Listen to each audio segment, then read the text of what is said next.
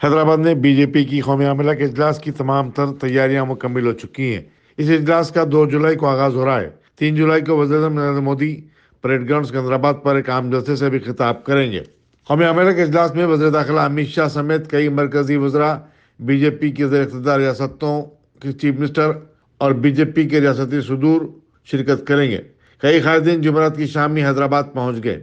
BJP के कौमी सदर जेपी नड्डा जुमे की शाम हैदराबाद पहुंचे तो उनका एयरपोर्ट पर शानदार इस्तकबाल किया गया।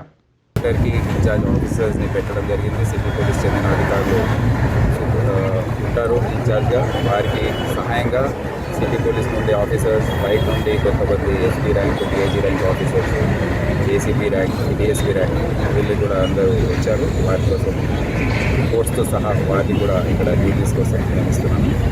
మీటింగ్ అయిపోయిన తర్వాత ఏ విధంగా పబ్లిక్ అంతా వెళ్ళిపోతుందో అనేది కూడా మేము వాచ్ చేసే అవసరం ఉంది।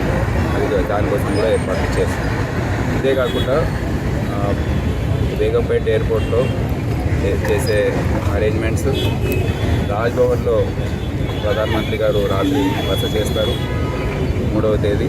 సో దాని గురించి కూడా ఏర్పాట్లు అన్నీ కూడా మేము ఆల్రెడీ చేశాము।